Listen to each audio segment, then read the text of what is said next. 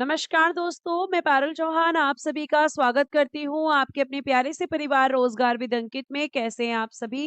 बेटा 15 मिनट इसलिए लेट हो गई क्योंकि मुझे ये पता बाद में चला कि राहुल सर की क्लास जो है खत्म हो चुकी है ना? मैं उसकी वजह से आपकी क्लास को लेट शुरू किया कि भाई मैथ्स की क्लास है।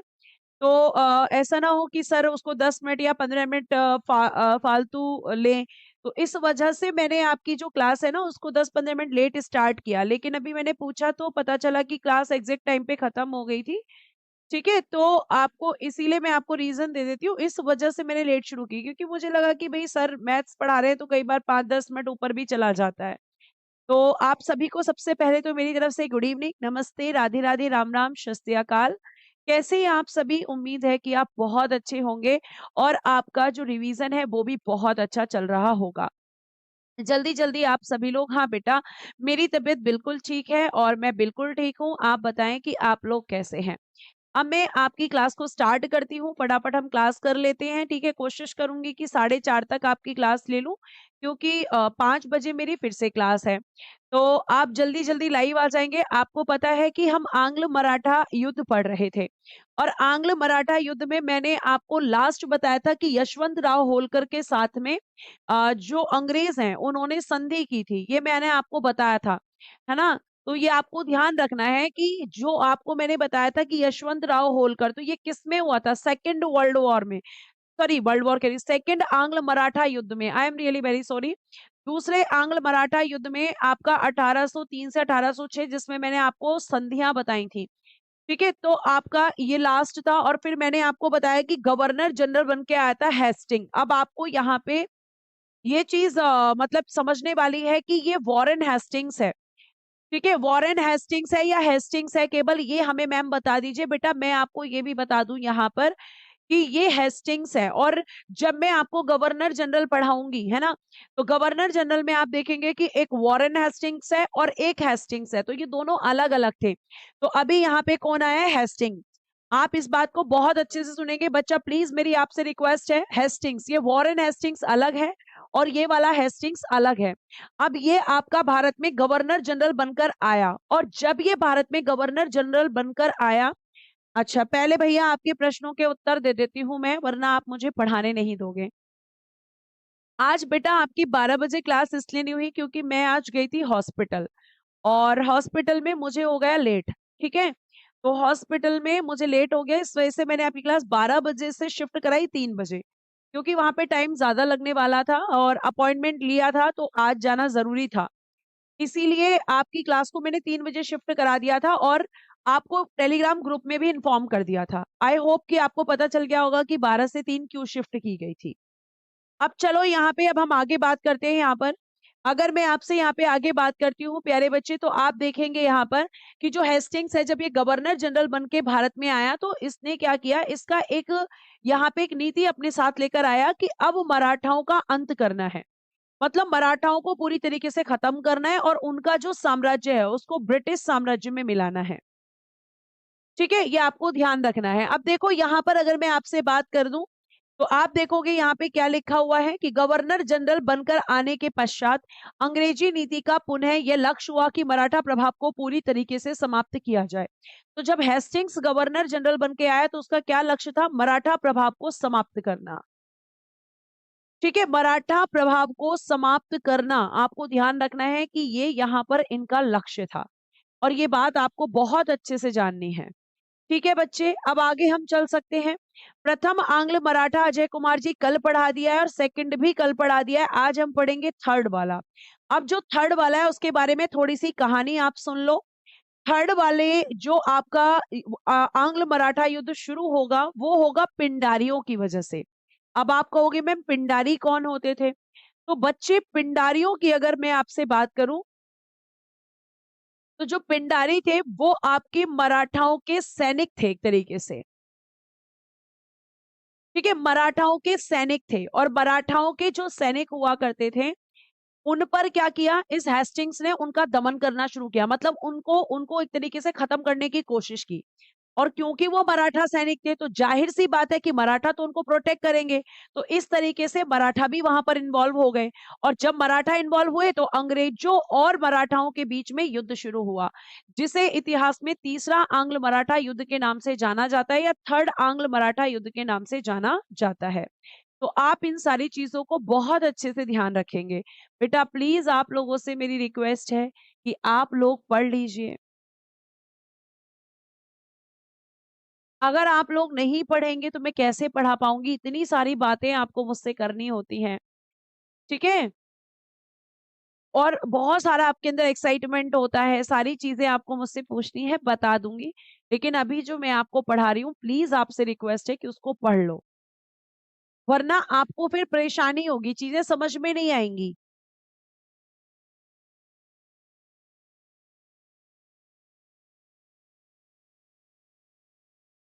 ठीक है? अब देखो यहाँ पर आप कहोगे यहाँ पे कि प्यारे बच्चे ये हेस्टिंग्स की पॉलिसी है मैम।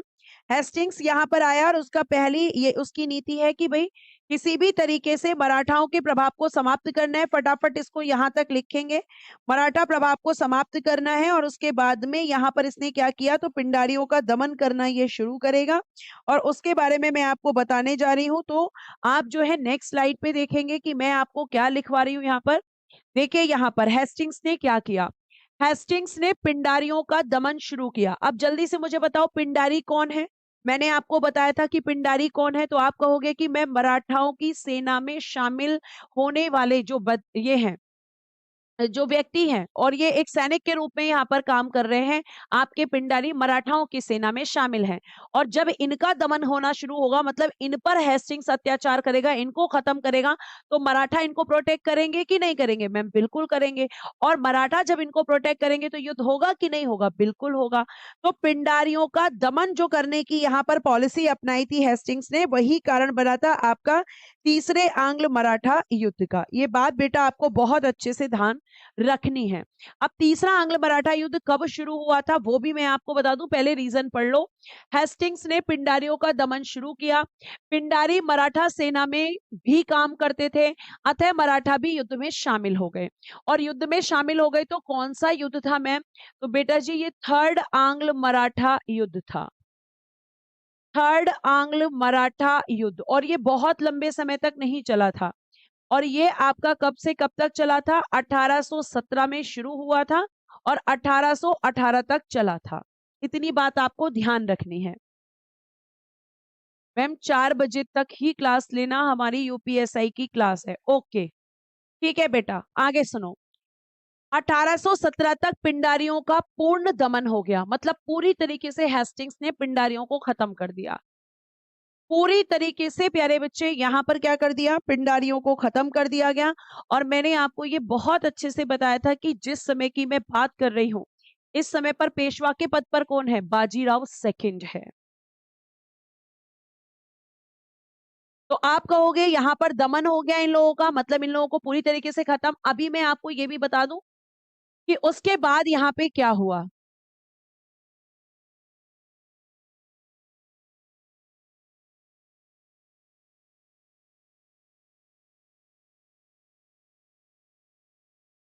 अब देखो यहाँ और क्या हुआ। पिंडारियों का दमन हो गया। और पढ़िए यहाँ पर, नागपुर के राजा अप्पा साहब भोसले से 27 मई 1816 को,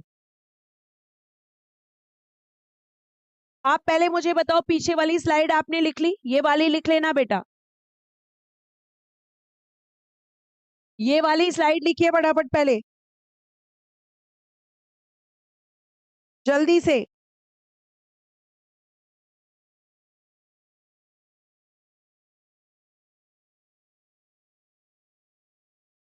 लिखिए फटाफट।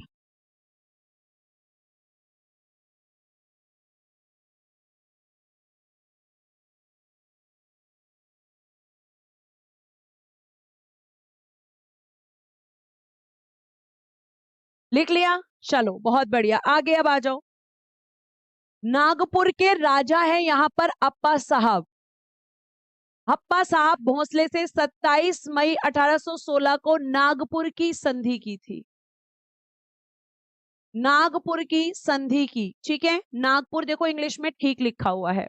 ये संधियां जरूर याद रखिएगा, क्योंकि अप्पा साहब भी यहाँ पर इनके जो है एक तरीके से खिलाफ थे, फिर यहाँ पे संधि हो गई, दोनों के बीच समझौते हो गए। आगे देखिए, पेशवा से 13 जून 1817 को पूना की संधि की, जिसके तहत मराठा संघ को समाप्त कर दिया गया। अब पेशवा कौन है इस समय? मैंने आपको बताया था कि मैम इस समय पर, आपने अभी अभी बोला कि पेशवा था बाजीराव सेकंड, बाजीराव सेकंड, यानी इससे भी मराठाओं ने संधि की, और इस संधि को क्या कहते हैं? पुणे की संधि। और पुणे की जो संधि हुई थी वो किस किस के बीच हुई थी? तो मैम बाजीराव सेकंड और अंग्रेजों के बीच में हुई थी, ठीक है। और यहाँ पे मराठा संघ को समाप्त कर दिया। अब आप मेरी बात को ध्यान से सुनो, मराठा संघ समाप्त होगा, इसका मतलब कि जो आपका पेशवा है उसकी शक्ति खत्म करने की बात है। पेशवा को नाराजगी जताई जाएगी या नहीं? पेशवा नाराज होगा कि नहीं? बिल्कुल होगा मैम, बिल्कुल होगा। और क्यों होगा बेटा पेशवा नाराज? तो आप कहोगे कि मैम पेशवा इसलिए नाराज होगा क्योंकि वो तो अंग्रेजों का सपोर्टर था, और अब अंग्रेजों ने उसको सपोर्ट करना बंद कर दिया। भाई मराठा संघ को ही खत्म कर दिया, मराठा संघ को समाप्त करने का प्रयास किया, और पेशवा जब नाराज होगा तो फिर से यहाँ पर युद्ध होगा। लेकिन आपको पता है कि थर्ड में तो आपके अंग्रेज जीत जाते हैं, और जो बाजीराव सेकंड है उसको वो लोग भेज देंगे बिठूर, बिठूर में भेज देंगे। बिठूर कहां पर पड़ता है मैम? कानपुर के अंदर है बेटा। और उसको कहेंगे कि भैया हम तुम्हें पेंशन देंगे, लेकिन उसके बाद ये क्या करेंगे? पेंशन भी बंद कर देंगे। तभी तो नाना साहब जो है आपके 1857 के विद्रोह में भाग लेते थे। बेटा पहले एक बार पढ़ लीजिए, फिर मैं आपके प्रश्न लूंगी जो जेन्युइन प्रश्न है। तो आप क्या कहोगे यहाँ पर? आप कहोगे यहाँ पर कि भाई अगर मैं आपसे बात करती हूँ यहाँ पर, तो आप ये चीज देखोगे कि पूना की संधि जो की गई थी वो पेशवा के साथ, और नागपुर की जो संधि की गई थी वो अप्पा साहब भोसले के साथ, क्योंकि इनको तो किसी भी तरीके से अब मराठा साम्राज्य को खत्म करना है, ठीक है। और आप देखेंगे यहाँ पर कि जब संधि की गई है तो इसने शर्त रख दी कि भैया हम पूरी तरीके से आपका मराठा संघ को समाप्त कर देंगे। और जब मराठा संघ यहाँ पे समाप्त कर देंगे तो आप देखोगे यहाँ पर कि पेशवा को गुस्सा आएगा, और फिर यहाँ पे किर्की का युद्ध होगा। लेकिन दिक्कत यह है कि किर्की के युद्ध में आपका पेशवा हार जाएगा। किर्की का युद्ध पेशवा और अंग्रेजों के बीच कब हुआ था? 1817 में, 1817 में हुआ था। 1817 में क्या हुआ था? आप कहोगे कि मैम किर्की का युद्ध हुआ था और ये पेशवा और अंग्रेजों के बीच हुआ था। अब जाहिर सी बात है कि आपके अंदर ये भी एक्साइटमेंट होगा कि जीता कौन था इस युद्ध में। मैं भी आपको पूरा बेटा शॉर्ट फॉर्म में भी लिखकर बताऊंगी, आप टेंशन मत लो। आपको पता है कि मैं ये सारा करती हूँ, लेकिन पहले पढ़ तो लो ठीक से। तो देखिए यहाँ पर पेशवा ने किर्की के युद्ध में हारने के बाद दो युद्ध और किए। 1818 को उसने कोरेगांव का युद्ध किया और अस्टी का युद्ध यहाँ पे किया, किंतु पेशवा पराजित ही हुआ। पेशवा का कोई भी सफल प्रयास नहीं हुआ। तो किर्की के युद्ध में भी किसकी हार हुई थी? पेशवा की हार हुई थी। किसकी हार हुई थी? आप कहोगे मैम पेशवा की, और अंग्रेजों की जीत हुई थी। लेकिन फिर भी ये नहीं माना पेशवा, और अपनी शक्ति को बनाए रखने के लिए इसने दो युद्ध और किए, एक कोरेगांव का और एक अस्टी में युद्ध किया। ये दोनों युद्ध इसने यहाँ पर किए, लेकिन फिर भी पेशवा यहाँ पर फाइनली हार गया था, ठीक है। तो आप कहोगे कि 1817 से 1818 तक हमारा जो युद्ध चला है वो आपका तीसरा आंग्ल मराठा युद्ध मैम यहाँ पर हुआ है। और इसमें अगर हम बात करते हैं तो अंग्रेजों की जीत, और हर पल पे आप कह सकते हो कि किसकी हार हुई है? आप कहोगे कि हर पल पे हम कह सकते हैं कि पेशवा की फाइनली हार हो गई थी। पेशवा की शक्ति कमजोर हो गई थी और पेशवा के पास अब कोई ऑप्शन नहीं बचा था, ठीक है। तो अब देखो यहाँ पर जब पेशवा को हराया तो इन लोगों ने क्या किया? इन लोगों ने देखो सबसे पहले तो आपका एक व्यक्ति है मल्हार राव होलकर, इसके साथ भी संधि करेंगे। देखना यहाँ पर सबसे अंत में मल्हार राव होलकर ने 6 जनवरी 1818 को मंदसौर की संधि को स्वीकार किया था। मंदसौर की संधि स्वीकार की थी, और कैसी संधि थी ये? सहायक संधि। सहायक संधि किसने चलाई थी बेटा? बता देना जरा जल्दी से मुझे। सहायक संधि को चलाने वाला आपका कौन व्यक्ति था? मुझे आपसे इस प्रश्न का उत्तर चाहिए। और सहायक संधि अंत में किसने की है? मल्हार राव होलकर ने। होलकर कहां पर थे मैम? इंदौर में थे। जो दूसरा आंग्ल मराठा युद्ध शुरू हुआ था ना, वो होलकर्स और पेशवा के बीच ही शुरू हुआ था। यहाँ पे फूट पड़ गई थी इनके बीच में, और फूट पड़वाई थी अंग्रेजों ने। अब ये तो पूरे पूरे को खत्म करेंगे ना, इनका उद्देश्य ये थोड़ी है कि किसी को हमें बनाकर रखना है, नहीं, ये किसी के भी नहीं थे, ये अंग्रेज किसी के भी नहीं थे। बहुत बढ़िया मैम, वेलेजली ने शुरू की थी। तो इसको स्वीकार किसने किया सबसे अंत में? आप कहोगे मल्हार राव होलकर ने। अब देखो, तीसरे आंग्ल मराठा युद्ध के बाद पेशवा पद को समाप्त कर दिया गया, ये बहुत इंपॉर्टेंट है। पेशवा पद ही खत्म कर दिया कि अब कोई पेशवा नहीं रहेगा, ठीक है। और बाजीराव द्वितीय को पेंशन देकर बिठुर भेज दिया गया। और बेटा बिठुर कहाँ पड़ता है? कानपुर में पड़ता है। कितनी पेंशन दी गई थी मैम? पेंशन कितनी दी गई थी? तो बेटा 8 लाख वार्षिक, 8 लाख रुपए वार्षिक, यानी एनुअली हम आपको देंगे, ये अंग्रेजों ने कहा। और बिठुर कहाँ पड़ता है मैम? कानपुर में।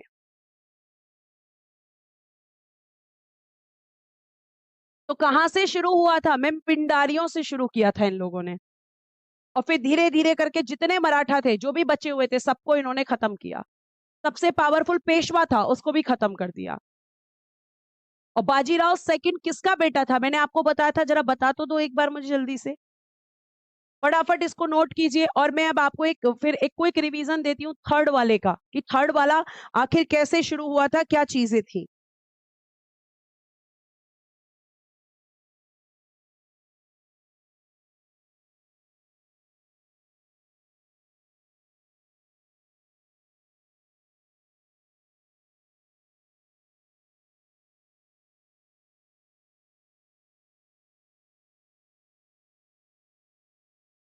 राघोबा का, वेरी गुड बच्चों, आगे आइए। अब मैं आपको इसको क्विक रिवीजन देती हूँ शॉर्ट फॉर्म में, हाथ से लिखकर देखो। आपको पता है कि एक हेडिंग देनी है, थर्ड आंग्ल मराठा युद्ध।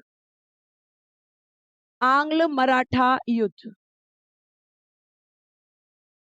कब से कब तक हुआ है बच्चों? अपने दिमाग में रिमाइंड करो मैम। 1817 से 1818 युद्ध हुआ। आपका यहाँ पे हेस्टिंग्स कौन है?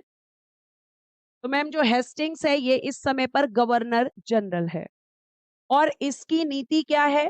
इसकी नीति थी मराठा प्रभाव को समाप्त करना। मराठा प्रभाव को समाप्त करना,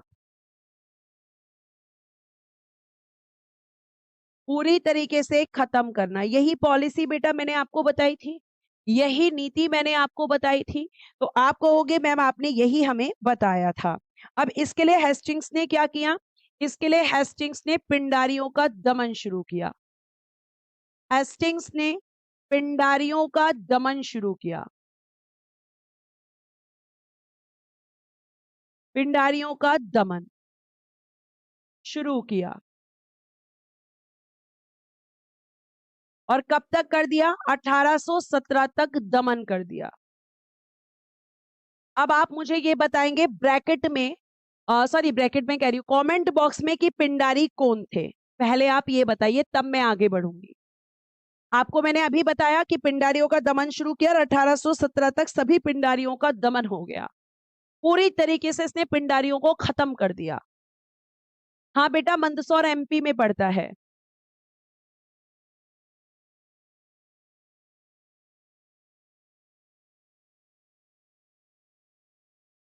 मनीष कुमार जी, सिलेबस खत्म होने के बाद आपको पूरी कंबाइंड पीडीएफ दोबारा से मिलेगी, टेंशन मत लीजिए। ठीक है, कौन थे ये पिंडारी? मैम मराठाओं के सैनिक थे। वेरी गुड, कौन थे ये? मराठा सैनिक हुआ करते थे, मराठा की सेना में शामिल आपके हुआ करते थे पिंडारी। तो अब इस युद्ध में पिंडारी शामिल होंगे कि नहीं? सॉरी, अब मराठा शामिल होंगे कि नहीं? बिल्कुल होंगे मैम, क्योंकि उनके सैनिकों का दमन किया गया है, तो मराठा तो नाराज होंगे। अब यहाँ पे सबसे पहले आपने ये देखा, अब देखो सबसे पहले आपको मैंने पढ़ाया नागपुर की संधि। इसके बाद क्या किया गया? नागपुर की संधि हुई थी। और ये जो नागपुर की संधि हुई थी बेटा, अगर हम इसके बारे में बात करें तो 27 मई 1816 को, 1816 में हो चुकी थी, यानी पिंडारियों के दमन से पहले।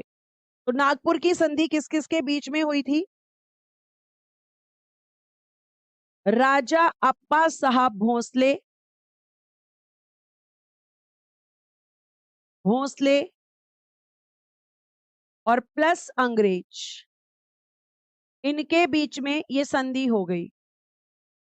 इनके साथ में, अप्पा साहब के साथ में ये संधि हो गई। उसके बाद में बेटा पूना की संधि, और पूना की संधि किसके साथ हुई है? पेशवा के साथ। और जब पूना की संधि हुई तो कब हुई थी? तो आप कहोगे 13 जून 1817। और इस संधि की, ये संधि किस किस के बीच हुई? बाजीराव सेकंड, जो इस समय पर पेशवा था, प्लस अंग्रेज। और इसमें, इस संधि के तहत क्या किया गया? मराठा संघ की समाप्ति।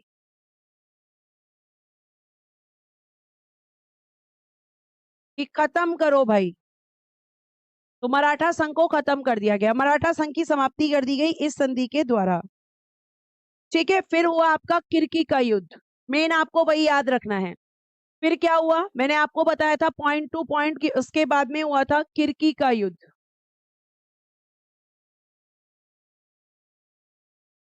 अब ये किर्की का युद्ध किस किस के बीच होगा? तो जाहिर सी बात है, पेशवा 5 नवंबर 1817, पेशवा वर्सेस अंग्रेज। किसकी हार हुई थी? मैम आपने बताया था पेशवा की हार हुई थी। पेशवा अंततः हार गया था। उसके बाद प्यारे बच्चे, इसके बाद 2 युद्ध और किए थे, वो भी हार गया था, वो आपको याद रखने की जरूरत नहीं है। फिर आपकी हुई है सबसे अंत में मंदसौर की संधि। मंदसौर की संधि आपको बताया था कब हुई थी? 1818 में। मंदसौर की संधि सबसे एंड में हुई, किसके साथ हुई थी ये? मल्हार राव होलकर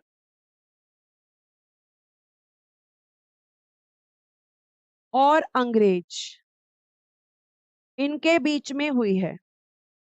ठीक है, और उसके बाद में क्या हुआ? जो बाजीराव सेकंड था, इससे बिठुर भेज दिया गया, बिठुर कानपुर भेज दिया गया, और 8 लाख रुपए वार्षिक पेंशन, पेंशन देने का वादा किया गया। तो इस तरीके से अंग्रेजों ने मराठा एम्पायर को खत्म कर दिया। समझ आई बेटा? यहां तक आपको ये चीज समझ में आ गई? अब आप जल्दी से इसको बताएं मुझे, थम्स अप करके अपना रिस्पांस दें कि तीसरा आंग्ल मराठा युद्ध आपको, और ये भी ध्यान रखना कि पेशवा पद भी समाप्त कर दिया था, पेशवा पद समाप्त कर दिया था, कि अब से कोई पेशवा पेशवा नहीं रहेगा। पूरी तरीके से मराठा एम्पायर को इन्होंने पूरी तरीके से क्या कर दिया? आप कहोगे मैम खत्म कर दिया। अब जल्दी से बेटा रिस्पांस दे दो फटाफट से अपना।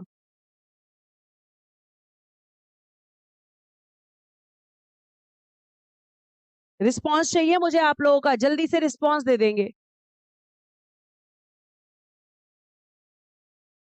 बहुत बढ़िया, बहुत बढ़िया, सारे बच्चों का रिस्पांस आ गया। अब आज का टॉपिक आपका क्या है? बंगाल के गवर्नर जनरल। आपका टॉपिक है बंगाल के गवर्नर जनरल। अब ये जो बंगाल के गवर्नर जनरल हैं बच्चे, अगर हम इनके बारे में बात करते हैं तो आपका जो बंगाल का गवर्नर जनरल है, आखिर ये कौन होता था? आखिर आखिर किसको हम गवर्नर जनरल कहते थे? हमें पहले तो ये पता होना चाहिए। या पहले ये गवर्नर था, फिर ये गवर्नर जनरल बना, फिर ये भारत का गवर्नर जनरल बना, फिर ये आपका कैनिंग भी बना, फिर ये क्या बना? आपका कैनिंग भी बना। तो ये आखिर कैसे? तो देखो, आपको मैंने बताया था कि अंग्रेजों की कंपनी, जो ईस्ट इंडिया कंपनी है, जब वो भारत में व्यापार करने आई तो उसने जगह जगह पर अपनी फैक्ट्री खोली थी। और उसके बाद वो फैक्ट्री खोलने के बाद उसने क्या किया था?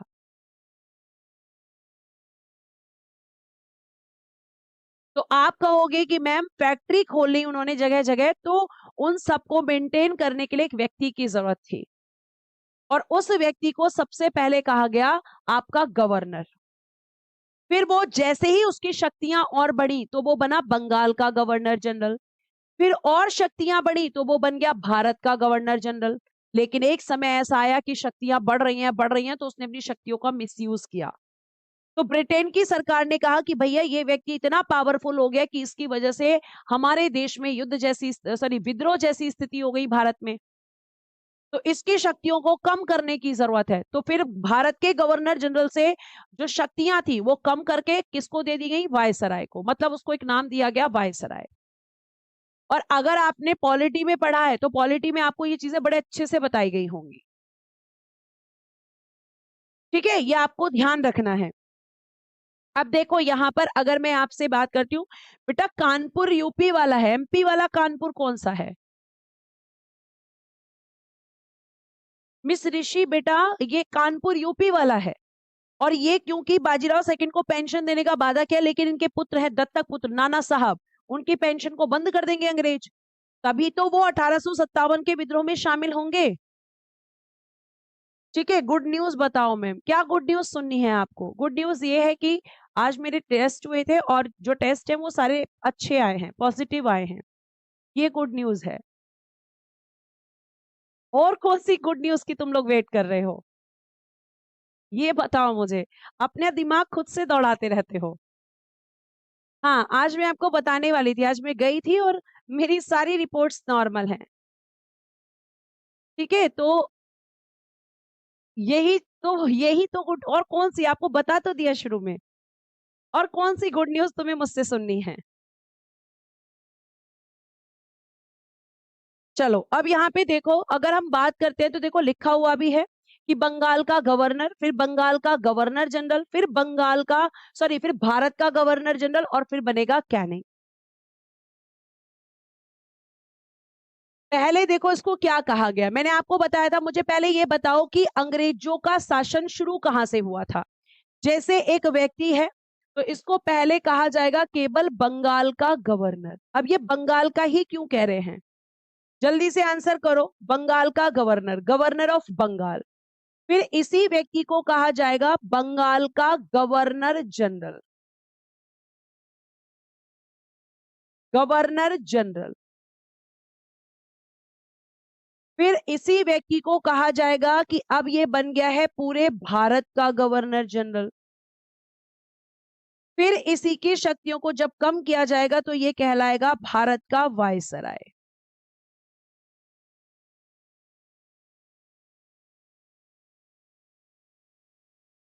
ये यहां पे है, आपको ध्यान रखना है। ठीक है, इतनी बात आपको समझ में आ रही है? आप लोगों को गलत लगा है, आप लोग गलत डायरेक्शन में चले गए हैं। ठीक है, पढ़ लो, बहुत शैतान हो गए हो तुम लोग, बहुत शैतान। ऐसी चुपचाप पढ़ लो, पता नहीं कहां से कहां तुम्हारे दिमाग के घोड़े दौड़ने लग जाते हैं। इतने घोड़े तो हमारे भी दिमाग के नहीं दौड़ते, बहुत शैतान हो तुम लोग।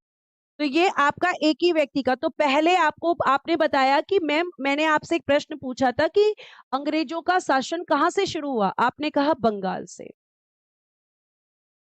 और बंगाल से जब शुरू हुआ तो इसीलिए पहले कौन बना? बंगाल का गवर्नर। जब धीरे धीरे इनका पूरे भारत में कब्जा हुआ तब ये बना भारत का गवर्नर जनरल। ठीक है, अब देखो यहाँ पर, अब आपने यहाँ पे समझा कि यहाँ पे आपका कोई दिक्कत तो नहीं है, यहाँ तक अगर चीजें समझ में आई है? बेटा प्लीज पढ़ लो, आज तो तुम्हारा पढ़ने का बिल्कुल मूड ही नहीं है, मुझे लग रहा है बहुत शैतान हो गए हो तुम लोग अब।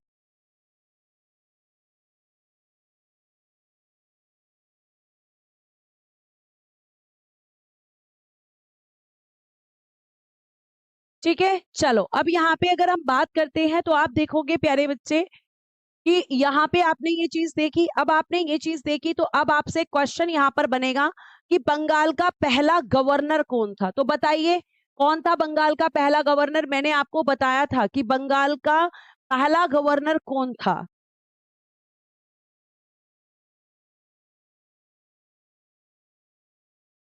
ठीक है, तो आप कहोगे Robert Clive. Robert Clive Bengal का पहला गवर्नर था। आपको मैंने बताया था कि रॉबर्ट क्लाइव के साथ ही आपकी इलाहाबाद की संधियां हुई थी, और इलाहाबाद की जो संधियां हुई थी उसके बाद आपको पता है कि बंगाल, बिहार और उड़ीसा के दीवानी अधिकार अंग्रेजों को दिए थे। शाह आलम सेकंड जो कि मुगल सम्राट था, तो बंगाल से ही इनके शासन की शुरुआत हुई। और फिर वहीं पर बंगाल में जो आपका गवर्नर बनकर आया, बंगाल का गवर्नर, ये अभी केवल बंगाल का गवर्नर है, उसको आप कहते हो रॉबर्ट क्लाइव। और इसी रॉबर्ट क्लाइव ने क्या किया है, बंगाल में द्वैध शासन को शुरू किया है। ये देखो, आज बहुत मस्ती चढ़ रही है इस क्लास के बच्चों को। तुम्हारी पिटाई होने वाली है मेरे हाथ से, बस दिक्कत यह है कि सामने नहीं हो तुम। क्या बोला जाए तुम लोगों से, आगे आ जाओ यहाँ पर। बंगाल का पहला गवर्नर जनरल, अब ये क्वेश्चन भी बनेगा, क्योंकि मैंने अभी आपको बताया कि पहले गवर्नर बना फिर गवर्नर जनरल। क्यों बना मैम गवर्नर जनरल, क्योंकि बेटा इसकी शक्तियां लगातार इंक्रीज हो रही थी।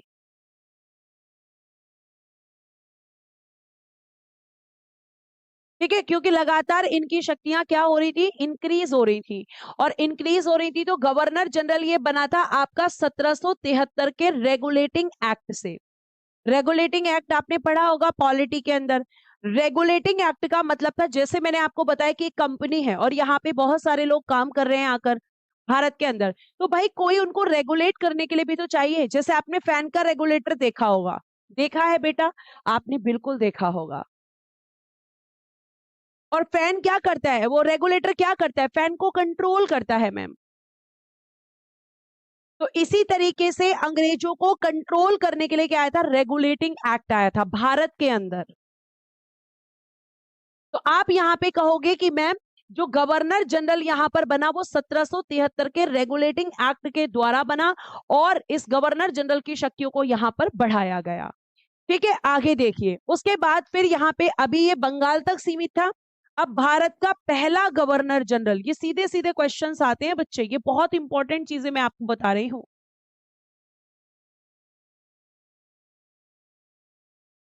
तो आप कहोगे कि यहां पर वो है बेंटिक, इसका पूरा नाम था विलियम बेंटिक।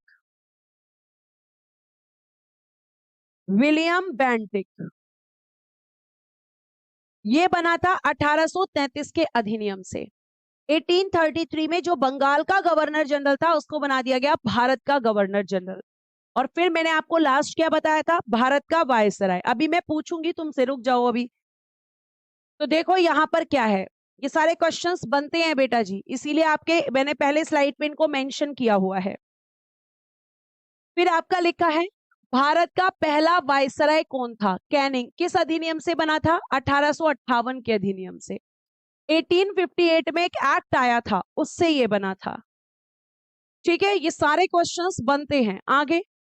स्वतंत्र भारत का पहला गवर्नर जनरल, बच्चा ध्यान रखिएगा, स्वतंत्र भारत का पहला गवर्नर जनरल बना था माउंट बेटन। पर मैम ये तो एक अंग्रेज है, हाँ अंग्रेज है, लेकिन स्वतंत्र भारत का पहला गवर्नर जनरल यही था। जिस समय आपका देश आजाद हुआ उस समय यही गवर्नर जनरल की पोस्ट पर था।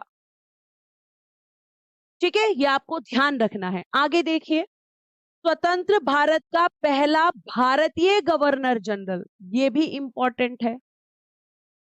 भाई ये तो माउंटबेटन तो अंग्रेज है, और माउंटबेटन रहता है 1947 से 48 तक, उसके बाद कौन बना। तो आपको ध्यान रखना है कि स्वतंत्र भारत का पहला भारतीय गवर्नर जनरल बने हैं चक्रवर्ती राजगोपालाचारी, जिन्हें कई बार आप सी राजगोपालाचारी के भी नाम से जानते हैं। सी राजगोपालाचारी, सी राजगोपालाचारी। ठीक है बेटा, ये आपको बहुत अच्छे से ध्यान रखना है। तो अब मैं आपका एक रिवीजन करा दूं, चलो मुझे बताओ जल्दी से, जो मैंने प्लेन स्लाइड पे लिखा था, बंगाल का गवर्नर बताओ पहला कौन था। बंगाल का गवर्नर जनरल फर्स्ट कौन था, भारत का फर्स्ट कौन था, और फर्स्ट वायसराय कौन था, जल्दी बताओ। और आपका स्वतंत्र भारत का कौन था, स्वतंत्र भारत का फर्स्ट गवर्नर जनरल। और ये भी बताना कि स्वतंत्र भारत का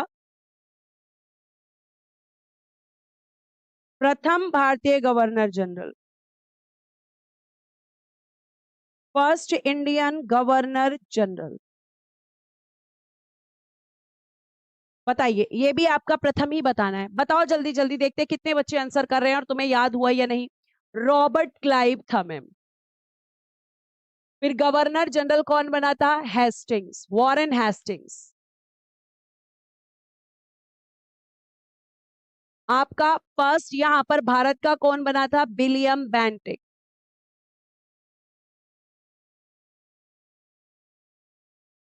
और भारत का वायसराय फर्स्ट कौन था? कैनिंग। स्वतंत्र भारत का फर्स्ट कौन था? माउंटबेटन। और स्वतंत्र भारत का प्रथम भारतीय कौन था? तो सी राजगोपालाचारी।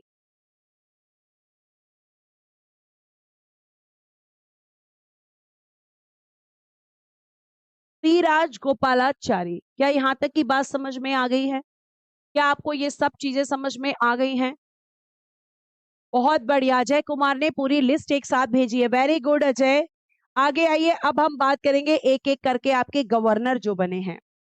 जैसे सबसे पहले आप जानते हो कि रॉबर्ट क्लाइव आया, और रॉबर्ट क्लाइव के बारे में एक चीज बहुत अच्छे से जान लो कि रॉबर्ट क्लाइव का कार्यकाल 2 बार रहा है। जैसे एक बार ये आया 1757 से 1760, फिर ये आया 1765 से 1767। और जब दूसरे कार्यकाल में आया तो मैं आपको बता दूं कि इसने क्या किया था? सुसाइड किया था, आत्महत्या की थी इसने ब्रिटेन में जाकर। क्यों की थी सुसाइड, ये भी मैं आपको यहां पर बताऊंगी। ठीक है, अब देखो बच्चे, अगर मैं आपसे यहां पर बात करती हूं तो आप देखेंगे यहां पर सबसे पहले एक पॉइंट लिखा है कि भारत पर अंग्रेजी शासन का जन्मदाता कहते हैं इसको। भारत पर अंग्रेजी शासन का जन्मदाता क्यों कहते हैं, बताओ जल्दी से। क्योंकि मैम रॉबर्ट क्लाइव के समय पर ही तो क्या हुई थी? इलाहाबाद की संधि। इलाहाबाद की संधि हुई थी। ठीक है, 2 संधि हुई थी, मैंने आपको बताया था। और इसी के समय पर क्या मिला था? बंगाल, बिहार, उड़ीसा में दीवानी। बंगाल, बिहार और उड़ीसा में क्या मिला था मैम? दीवानी अधिकार। ये इनको मिल गए थे। किसने दिए थे? जल्दी से कमेंट बॉक्स में बताएं। और इन्होंने अंग्रेजी शासन की शुरुआत यानी ब्रिटिश रूल की शुरुआत कहां से की थी? बंगाल से। बंगाल को इन्होंने अपने कंट्रोल में कर लिया था। बताया था मैंने आपको, बताया था कि नहीं बताया था? और प्लासी का युद्ध भी इसी के समय हुआ था। हुआ था कि नहीं हुआ था? बताया था मैंने आपको कि प्लासी का युद्ध किसके समय हुआ था? तो आप कहोगे कि मैम रॉबर्ट क्लाइव के समय पे हुआ था। सिराजुद्दौला और क्लाइव के बीच ही ये युद्ध हुआ था, जिसमें क्लाइव की जीत हुई थी। आपको बताया था कि नहीं बताया था बेटा, बताओ। फिर मैंने आपको बताया था कि बंगाल में द्वैध शासन लागू हुआ था, डायर की रूल को शुरू किया गया था। और ये जो डायर की रूल है, ये डायर की रूल किसने शुरू किया? आप कहोगे मैम क्लाइव ने। आपने बताया था कि डायर की रूल का मतलब था द्वैध शासन का मतलब कि एक तो आपके दीवानी अधिकार और एक था आपका निजामत का अधिकार। निजामत का अधिकार किसको कहते हैं?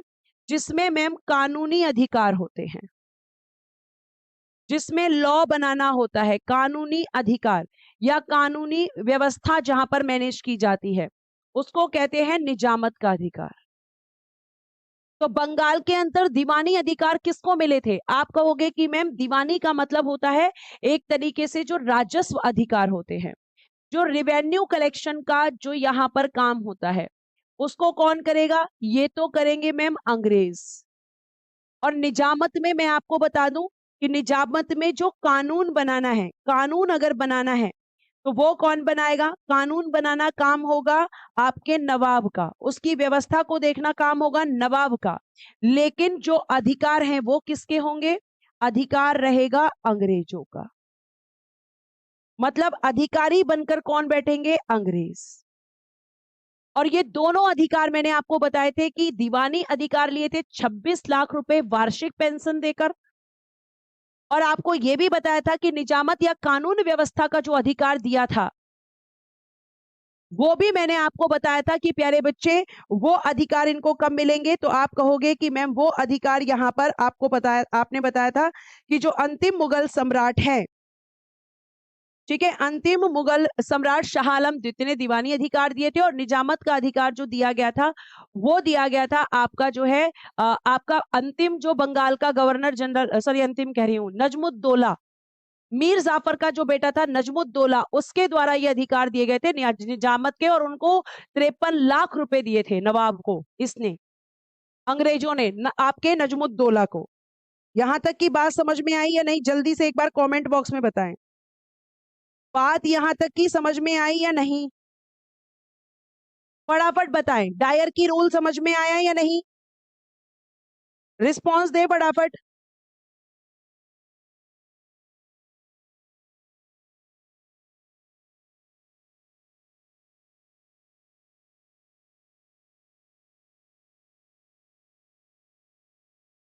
बताओ जल्दी से, समझ में आया या नहीं। और ये डायर की रूल कब से शुरू हुआ होगा, 1765, 1765 से, क्योंकि इलाहाबाद की संधि कब हुई थी, 1765 में। समझ आ गया। अब आगे सुनो, जैसे आपका एक क्वेश्चन हो सकता है कि रॉबर्ट क्लाइव भारत कब आया था, ये भारत में कब आया था, 1743 में भारत आया।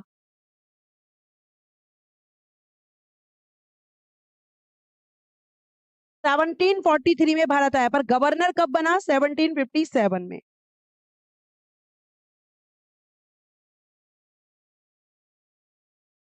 ठीक है। अब एक क्वेश्चन और पूछा जाता है बेटा, उसको मैं आपका प्लेन स्लाइड पे लिख रही हूँ। एक क्वेश्चन आता है, फादर ऑफ डायर की रूल,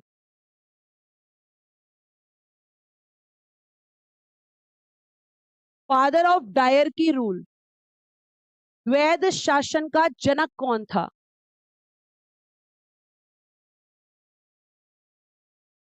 तो द्वैध शासन का जनक था लियोनिल कार्टिस, लियोनिल कार्टिस। और लियोनिल कार्टिस की बेटा एक बुक है जिसका नाम है डायर की, और इसी में इसने द्वैध शासन के बारे में चर्चा की है। तो ये आपका जनक है, और भारत में शुरू किसने किया, क्लाइव ने। और आप एक और चीज ध्यान रख लो, 1919 में द्वैध शासन प्रांतों में शुरू हुआ था, प्रांतों में शुरू, प्रांत मतलब जिनको आज आप स्टेट कहते हो। 1935 में द्वैध शासन केंद्र में शुरू। और एक क्वेश्चन और बनता है, 1935 में द्वैध शासन प्रांतों में समाप्त। ये क्वेश्चंस आपके डायर की रूल से बनते हैं बेटा, सारे एक जगह कलेक्ट कर दिए मैंने आपके लिए, सारे एक जगह। अब यहाँ पे द्वैध शासन शुरू हुआ, तो द्वैध शासन किसको कहते हैं मैम, राजस्व, यानी कि जो दीवानी अधिकार होते हैं, और एक होते हैं रक्षा कानून, ये इनको कहते हैं आपका निजामत का अधिकार, और ये था आपका द्वैध शासन। और ये दोनों में अगर हम बात करें तो रक्षा और कानून का उत्तरदायित्व किसका था, रिस्पॉन्सिबिलिटी किसकी थी, तो आपने अभी बताया कि नवाब। लेकिन अधिकार किसके पास थे, अधिकार मैम यहां पर अंग्रेज। और दीवानी अधिकार पूरी तरीके से किसके पास थे, ये तो केवल अंग्रेज। तो अब एक क्वेश्चन मैं आपसे पूछती हूं कि क्या अंग्रेज खुद से पैसा इकट्ठा करने जाते थे, क्या अंग्रेज खुद से पैसा इकट्ठा करने जाते थे, नहीं मैम। इसके लिए उन्होंने क्या किया था, जैसे मैं आपको बताऊं कि उन्होंने व्यक्तियों को अपॉइंट किया था। जैसे अगर मैं आपसे बात करती हूं, दीवानी के लिए 2 उप दीवान बनाए, दीवानी के लिए 2 उप दीवान बनाए, 2 उप दीवान बनाए। अब कहां कहां पर, उप दीवान का मतलब है जो पैसा कलेक्ट करके इनको देंगे, जो पैसा कलेक्ट करके इनको देंगे। जैसे मोहम्मद रजा खान बंगाल में, लिखिएगा मोहम्मद रजा खान बंगाल, मोहम्मद रजा खान बंगाल, और राजा सिताब राय राजा सिताब राय, बिहार। इनको जरूर याद रखना, बहुत इंपॉर्टेंट है, बहुत इंपॉर्टेंट है।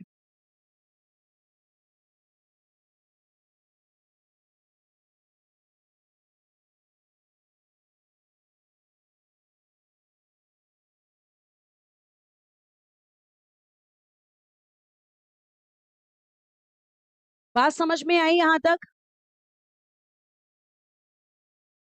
टाइम हो गया, ठीक है, टाइम हो गया। अब आप कर लीजिएगा, और एक लास्ट लाइन आपको लिखना है, वो आप लिख लीजिए, समझाऊंगी कल, क्योंकि टाइम हो चुका है। कुछ बच्चों की 4 बजे से क्लास है। ब्रिटेन जाकर आत्महत्या कर ली, सुसाइड कर लिया, क्यों किया था वो मैं आपको बताऊंगी। हाँ, दीवानी का मतलब होता है पैसा। कुछ वो शॉर्ट कहाँ लिखा है बेटा, पूरा डिटेल में तो लिखा रही है, सब तो मैंने समझाने के लिए लिखा है। और इसको मैंने देखो नेक्स्ट स्लाइड पर भी अच्छे से समझाया है। और ये सब तो आपने ऑलरेडी लिखा है कि दीवानी अधिकार क्या होते हैं, निजामत के अधिकार क्या होते हैं, दीवानी अधिकार किससे लिए थे, निजामत के अधिकार किससे लिए थे, ये आपको बताया है मैंने। एक बार आप जाकर देखो, बंगाल के नवाब पढ़ो जाकर, वहां पर जब लास्ट में मैंने आपको बताया है कि रॉबर्ट क्लाइव इलाहाबाद की संधि करता है तो द्वैध शासन शुरू होता है, और वहां पर भी द्वैध शासन को मैंने डिफाइन किया है। यहाँ पे आज आपको फादर भी बताया, बिल्कुल नोट करना है बेटा, ये नोट करना है। क्यों नहीं नोट करना है, ये क्वेश्चन बनता है कि अंग्रेजों ने बंगाल और बिहार में दीवानी के लिए उप दीवान किसको बनाया था। तो आप कहोगे कि उप दीवान जो उन्होंने बनाया वो 2 व्यक्तियों को, बंगाल में एक व्यक्ति था मोहम्मद रजा खान, और आपका बिहार में एक व्यक्ति था राजा सिताब राय। ये नोट करना है। अब मैं आपको क्या कर रही हूँ कि आपको ये यहाँ तक पूरी चीजें मैंने बता दी हैं, इसके आगे की चीजें मैं कल क्लास सेम टाइम पर होगी 12 बजे। और हम क्लास को जल्दी कोशिश करेंगे कि गवर्नर जनरल हम या तो कल ही खत्म कर दें। ठीक है, तो आज के लिए thank you so much, bye bye, take care and good day everyone. जय हिंद, जय भारत। हंसते रहें, मुस्कुराते रहें और हमेशा खुश रहें।